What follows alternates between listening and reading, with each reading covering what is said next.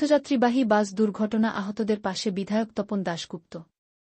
মহাকুম্ভে স্নান সেরে ও দেশের বিভিন্ন তীর্থস্থান পরিদর্শন করে বাড়ি ফেরার পথে অশোকনগর ও গোবরডাঙ্গার তীর্থযাত্রীদের নিয়ে একটি ভলভো বাস দাঁতপুর থানা এলাকায় দুর্ঘটনার কবলে পড়ে। দুর্ঘটনার খবর পেয়ে দ্রুত সমস্ত আহত যাত্রীদের চুঁচুড়া ইমামবাড়া সদর হাসপাতালে নিয়ে যাওয়া হয়।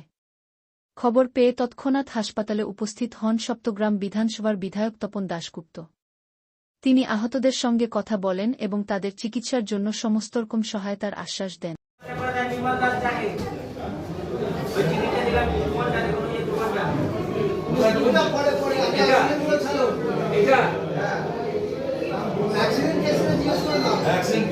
নির্মল দাস পাড়ার সামনে সামনে একজন এসো তাহলে বুঝতে পারছি না আমি নিজে কি নাম নির্মল দাস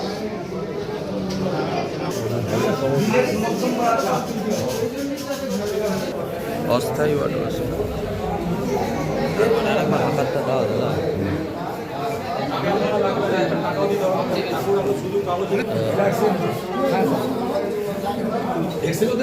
না দাদা এফজিতে এফএসে ঠিক আছে চারটিকাতে ওখানে সব সব ভর্তি হয়েছে।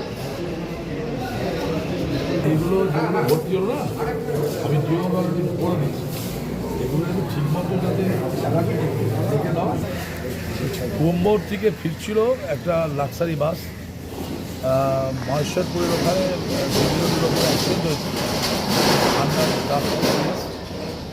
আমরা খবর পেলাম যে ত্রিপুরা হাসপাতালে 8 জন আসছে এবং ভুনিয়াখালী হাসপাতালে ভর্তি হয়েছে। কয়েকজনের অবস্থা খুব সিরিয়াস।